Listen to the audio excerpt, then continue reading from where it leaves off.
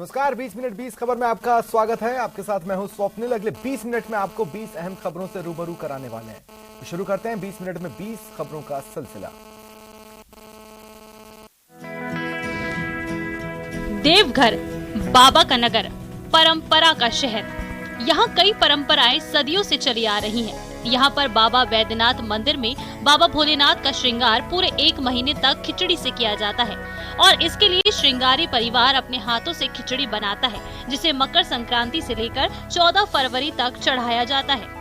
1 महीने तक अपनी सुविधा अनुसार बाबा पर प्रतिदिन विशेष भोग खिचड़ी अर्पित की जाती है। बाबा पर चढ़ने वाली खिचड़ी विशेष तरह से बनती है। ये उड़द की दाल, अरवा चावल, शुद्ध मसाले और गंगा जल से बनाई जाती है। मंदिर ट्रस्ट की ओर से श्रृंगारी परिवार को गंगा जल उपलब्ध कराया जाता है, फिर इसे बड़ी ही शुद्धता के साथ बनाया जाता है।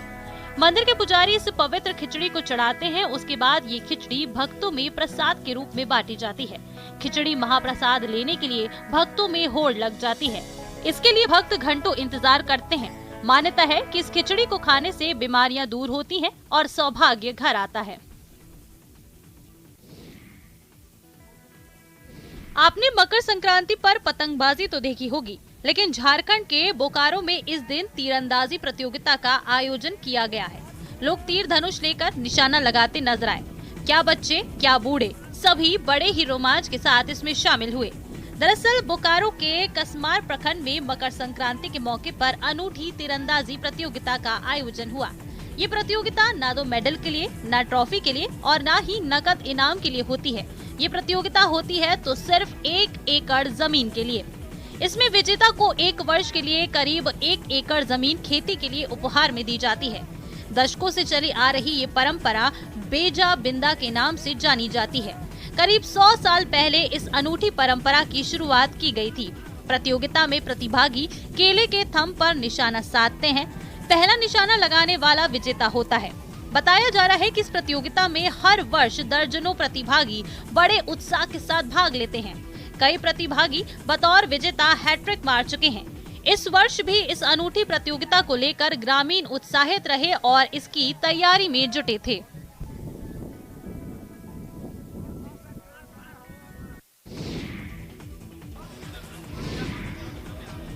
रात का मंजर, जहां तक नजर वहां तक रोशनियों का नगर। आसमान में एक से एक अनोखे नजारे, लेकिन रंग बिरंगे आतिशबाजी देखकर कंफ्यूज मत होइए। तस्वीरें ना तो दीपावली के हैं और ना ही क्रिकेट में मिली जीत के जश्न को दुगना करने के लिए यहाँ पटाखे फोड़े जा रहे हैं, अनार छोड़े जा रहे हैं। लेकिन ये क्या, हवा में इठलाती बलखाती पतंगे कहाँ से आ गईं? मकर संक्रांति पर दिन में तो खूब पतंगबाजी होती है। लोग अपने घर की छत पर मैदान में जमकर पतंगबाजी करते हैं, लेकिन हैदराबाद के बेगम बाजार में रात के समय लोग पतंगबाजी का शौक पूरा करते हैं।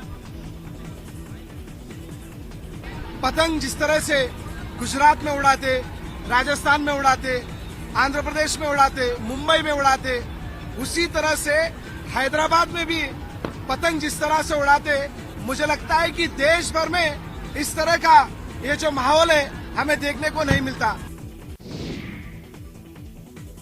तमाम एहतियात बरतते हुए तमिलनाडु स्थित मदुरै के पलमेड़ु क्षेत्र में जल्लीकट्टू का आयोजन शुरू हो गया है। मदुरै जिला कलेक्टर अनीश शेखर बताते हैं कि खेल के दौरान सभी को सुरक्षित रखने के लिए उचित बैरिकेडिंग सुनिश्चित की गई है और 2000 से अधिक पुलिसकर्मी तैनात किए गए हैं। आपको बताते चले कि पोंगल के त्योहार के दौरान विशेष रूप से तमिलनाडु में मवेशियों की पूजा की जाती है।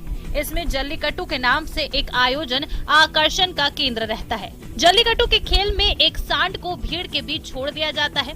इस खेल में वहां मौजूद खिलाड़ी अधिक से अधिक समय तक सांड के कुबड़ को पकड़कर उसे काबू करने की कोशिश करते हैं। आपको बताते चले कि मदुरै के 3 गांवों में जल्लीकट्टू का आयोजन किया जाना है। 16 जनवरी को पलमेड़ु और 17 जनवरी को अलंगनालुर में जल्लीकट्टू खेला जाना है। इसके पहले जिला प्रशासन ने कोविड-19 को फैलने से रोकने के लिए दिशा निर्देश जारी किए थे। गाइडलाइन के अनुसार सांडों को काबू करने वालों को 2 डोज वाले कोरोना टीकाकरण प्रमाण पत्रों के साथ अपनी फोटो जिले की आधिकारिक वेबसाइट पर अपलोड करनी होगी। जल्लीकट्टू आयोजन से 2 दिन पहले कोविड नेगेटिव प्रमाण पत्र भी पेश करना होगा। ये वो दरबार है जहाँ हमेशा रहमतों की बारिश होती है। यहाँ हिंदू, मुस्लिम, सिख, ईसाई सभी फैज पाते हैं। हजरत ख्वाजा गरीब नवाज की दरगाह में सभी धर्मों के लोग आते हैं। कहा जाता है कि ख्वाजा गरीब नवाज सभी की मुरादों पर मुहर लगाते हैं, तभी तो हर पर्व त्योहार पर लाखों जायरीन ख्वाजा साहब के दरबार में आते हैं। हजारों अकीदतमंद अपनी अकीदत का नजराना लेकर इस बारगाह में पहुंचते हैं। इस बार हैदराबाद से आए एक जायरीन ने चांदी का ताज पेश किया। जायरीन बताया कि गरीब नवाज के करम से उनकी हर मन्नत पूरी होती है। इन्होंने अपने पोते की मन्नत मांगी है। वैसे तो ये जायरीन हर साल गरीब नवाज की बारगाह में हाजिरी देने के लिए आते हैं, लेकिन इस बार उर्स की शुरुआत पर इन्होंने चांदी का ताज पेश किया। अजमेर पहुंचे हैदराबाद के जायरीन रफीक ने दरगाह पहुंचकर चादर और फूल के साथ ही चांदी का ताज पेश किया।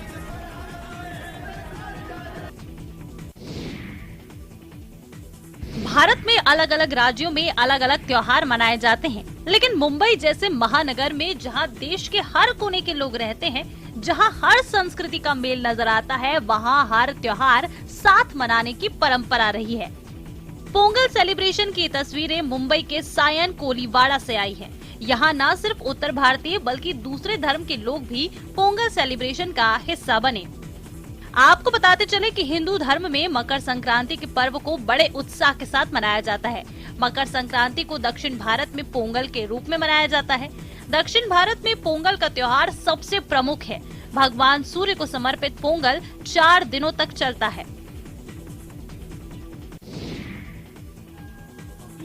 भगवान शिव को योग का प्रवर्तक माना जाता है। देवाधिदेव महादेव की ये प्रतिमा योग के प्रति लोगों में प्रेरणा जगाने के लिए है, इसलिए इसका नाम आदि योगी है, यानी प्रथम योगी। तस्वीरें कर्नाटक की हैं। कोयम्बटूर में नदी हिल्स की तलहटी में मकर संक्रांति के मौके पर रविवार को आदि योगी शिव की 112 फीट ऊंची प्रतिमा का अनावरण किया गया। आदि योगी की प्रतिमा का निर्माण चिकबल्लापुर जिले के नंदी हिल स्थित ईशा फाउंडेशन परिसर में किया गया है। आश्रम की स्थापना भारतीय कला, संस्कृति और आध्यात्मिक परंपराओं को बढ़ावा देने के लिए की गई है। आदि योगी की प्रतिमा के अनावरण से जुड़े कार्यक्रम में ईशा फाउंडेशन के संस्थापक सद्गुरु जग्गी वासुदेव की बेटी राधे जग्गी की भरतनाट्यम प्रस्तुति और केरल के अग्नि नृत्य थेयम का प्रदर्शन आकर्षण का केंद्र रहा। इस खास अवसर पर कर्नाटक के मुख्यमंत्री बसवराज बोमई, राज्य के स्वास्थ्य मंत्री के सुधाकर और प्राथमिक और माध्यमिक शिक्षा मंत्री बीसी नागेश भी उपस्थित थे।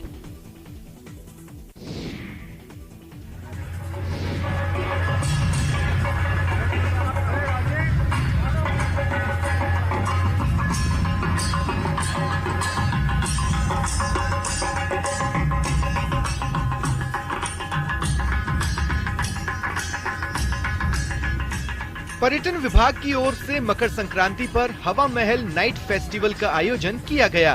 देश की सांस्कृतिक और ऐतिहासिक विरासत को सहेजने के लिए हवा महल उत्सव का आयोजन किया गया। इस फेस्टिवल का उद्देश्य देसी विदेशी सैलानियों समेत जयपुर वासियों में विरासत के प्रति चेतना और उनके संरक्षण को बढ़ावा देना था। इस दौरान शहर वासियों के बीच जैसे ही मुख्यमंत्री गहलोत पहुंचे तो जनता उत्साहित हो गई। मुख्यमंत्री ने भी जनता का हाथ हिलाकर अभिवादन किया।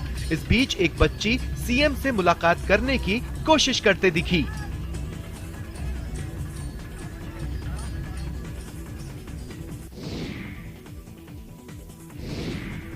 ये मुखौटा नृत्य इसलिए ताकि लोगों के रोग कलेश नष्ट हों, देवों की कृपा बनी रहे, प्रगति का मार्ग प्रशस्त होता रहे। तस्वीरें बिहार के बोध गया की हैं। यहाँ विश्व शांति की कामना के लिए बौद्ध लामाओं ने मुखौटा नृत्य किया। इसे बौद्ध लामाओं के द्वारा देव देवियों, दैत्यों और जानवरों का मुखौटा और पारंपरिक परिधान धारण कर किया जाता है। भूटान में मान्यता है कि इस डांस को देखने मात्र से सभी प्रकार के पापों का नष्ट हो जाता है। मुखौटे नृत्य में भूटान की संस्कृति की झलक देखने को मिलती है। 3 दिवसीय मुखौटा डांस शुरू होने से पहले लामाओं को इसका प्रशिक्षण दिया जाता है, जो पारंपरिक वाद्य यंत्र वादन के बीच मुखौटा धारण कर डांस करते हैं। इसका प्रशिक्षण भूटान के अलावा सिर्फ बोधगया में ही दिया जाता है। इस तरह के डांस का प्रचलन भूटान के अलावा भारत के लद्दाख और अन्य देशों में भी है। इसका आयोजन भूटानी कैलेंडर के अनुसार निर्धारित तिथि को किया जाता है।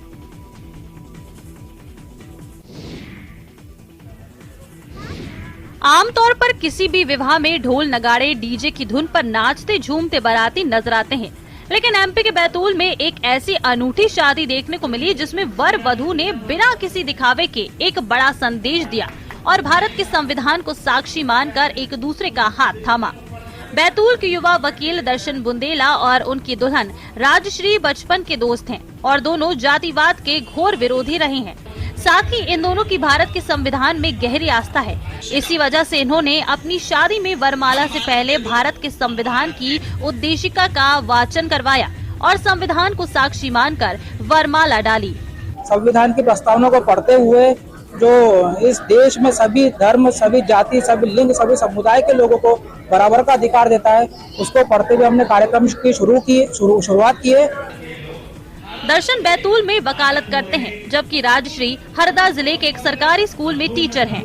कॉलेज के दिनों से दोनों एक दूसरे को पसंद करते हैं, जिसकी सबसे बड़ी वजह रही देश और संविधान को लेकर दोनों की एक जैसी विचारधारा। दोनों चाहते हैं कि देश की भावी पीढ़ियां संविधान में निहित अपने अधिकारों को समझें और जातिवाद मुक्त समाज का निर्माण करें।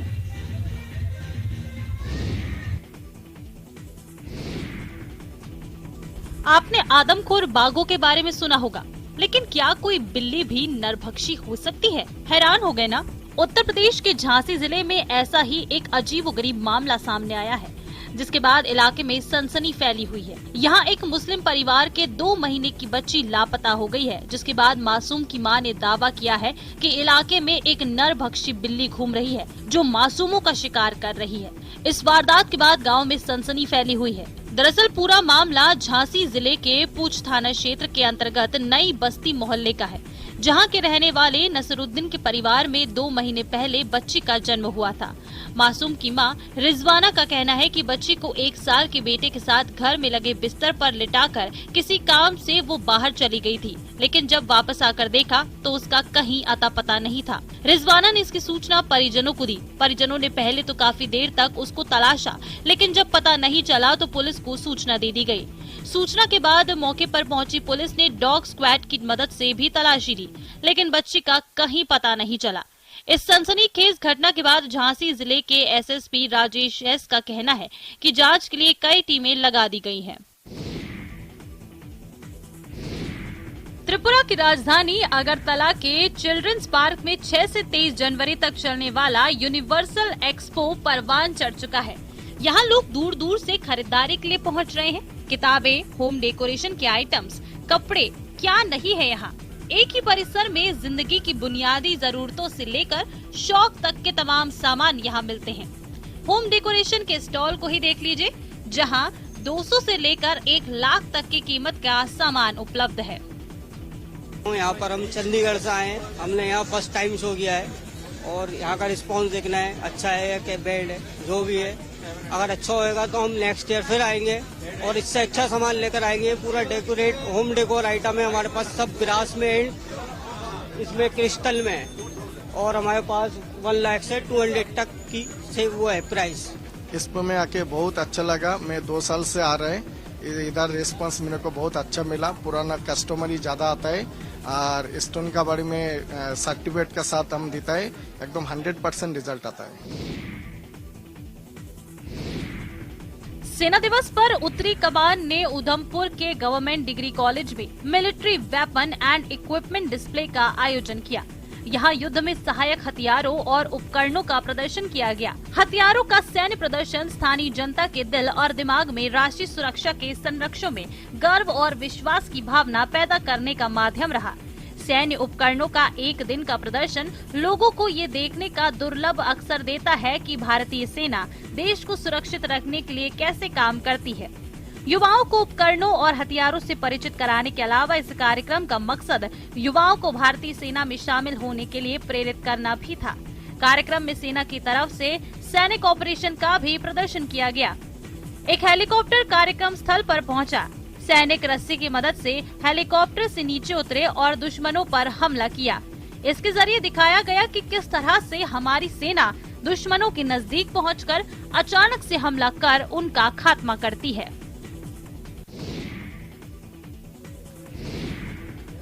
ट्रेन ट्रेन में अक्सर झगड़े, मारपीट, गाली गलौज और चोरी की घटनाओं के बारे में सुनने और पढ़ने को मिलता है, लेकिन ये सबसे अलग खबर है। एक बच्चा जब अपना पसंदीदा खिलौना सफर के दौरान ट्रेन में छोड़ गया तो भारतीय रेलवे ने खुद घर जाकर उसे खिलौना लौटाया। जी हाँ, रेलवे से जुड़ा ये अपने आप में शायद पहला और अनोखा मामला है। दरअसल 19 महीने का बच्चा अपने माता पिता के साथ सिकंदराबाद अगरतला के बीच सफर कर रहा था। बच्चा और परिवार गृहनगर पहुंचने पर पसंदीदा खिलौने को भूल से छोड़ गए। एक सहयात्री ने जब बच्चे के खिलौने को देखा तो उसने रेल मदद ऐप के जरिए शिकायत दर्ज कराई। उन्होंने शिकायत में लिखा कि बहुत अच्छा होगा अगर रेलवे बच्चे को ये खिलौना लौटा दे। रेलवे अधिकारियों ने मामले में कार्रवाई करते हुए ट्रेन की लोकेशन को ट्रेस कर खिलौना बरामद किया। रेलवे की टीम खिलौने को लेकर मोहित के घर पहुंच गई तो खिलौना पाकर बच्चे की खुशी का कोई ठिकाना नहीं रहा। को छू करके कैसा लगा, कैसी फीलिंग लगी कि आज मैंने हमारा માટે तो वो मस्त एक्सपीरियंस है, कारण के हमें लोग भी एक्सपेक्ट करिए कि જ્યારે हमारे बर्फ ने टच करो ત્યારે हमारे शिमला मनाली જવાનું है। बर्फबारी के लुत्फ के लिए शिमला मनाली जाने की अब कोई जरूरत नहीं है। माउंट आबू अब शिमला मनाली का मजा दे रहा है। जी हाँ, माउंट आबू में सर्दी का 28 साल का रिकॉर्ड टूट चुका है। मकर संक्रांति पर जहां सूर्य के उत्तरायण होते ही तापमान में गर्मी आती थी, वहां बर्फ जम रही है। राजस्थान के एकमात्र हिल स्टेशन माउंट आबू में पारा -7 डिग्री लुढ़का हुआ है। इससे पहले साल 1994 में यहां माइनस में तापमान रिकॉर्ड दर्ज किया गया था। कड़ाके की ठंड के चलते जनजीवन अस्त व्यस्त है। लोग सर्दी से बचने के लिए अलाव का सहारा लेने को मजबूर हैं।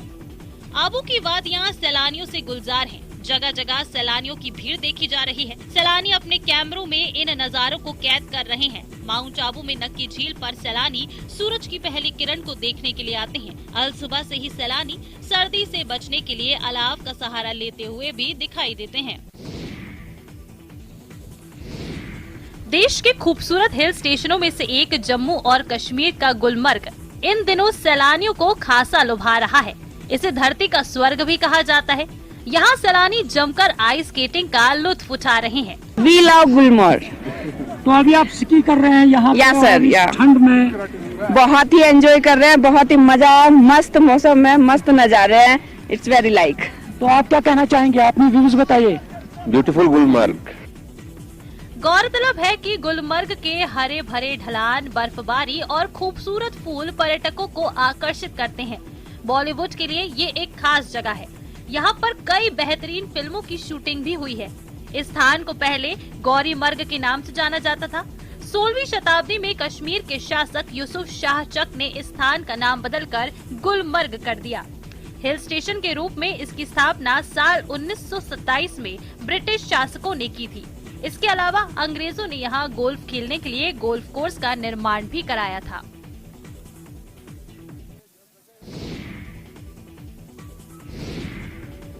इंसानियत और दरियादिली की वजह से दुनिया में अच्छाई आज भी कायम है। कई ऐसे लोग हमारे आसपास मौजूद होते हैं जो दूसरों की मदद के लिए हमेशा तैयार रहते हैं। उनमें से कुछ पशु प्रेमी भी होते हैं जो बेजुबानों के लिए किसी मसीहा से कम नहीं होते। ऐसा ही एक वीडियो आपके टीवी स्क्रीन पर है। एक नन्ही चिड़िया जो ठंड की वजह से लोहे की पाइप से चिपक गई थी। उस तड़पती हुई चिड़िया को एक शख्स ने जिस तरह से उसे बचाया, उसने लोगों का दिल जीत लिया।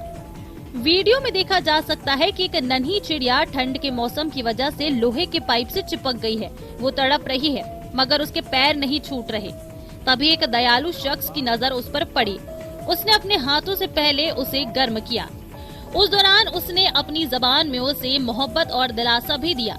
उसके बाद उसे छुड़ाकर आजाद कर दिया। वीडियो को देखकर लोग उस दरियादिल इंसान को इंसानियत की मिसाल बता रहे हैं।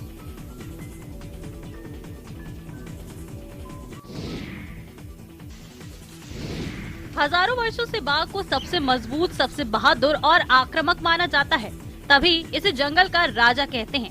लेकिन सोशल मीडिया पर एक वीडियो में बाघ की चालाकी पर बंदर की चाल भारी पड़ जाती है और उसे हार माननी पड़ती है। वीडियो में आप देख सकते हैं कि बाघ एक पेड़ पर बैठे बंदर का शिकार करने के लिए धीरे धीरे पेड़ पर चढ़ता है। बंदर को तब तक आभास नहीं होता, पर जब बाघ उसके कुछ करीब पहुंचता है तो बंदर भी ऊपर की ओर भागने लगता है। एक समय वो पेड़ की सबसे ऊंची टहनी पर जाकर बैठ जाता है। धीरे धीरे बाघ भी बंदर के बेहद करीब पहुंच जाता है। वो हाथ से झपट्टा मारने की कोशिश करता है तो बंदर टहनी पकड़कर झूल जाता है। बाघ उसे दबोचने की कोशिश करता है, तभी बंदर दूसरे पेड़ पर कूद जाता है और बाघ धड़ाम से नीचे आ गिरता है।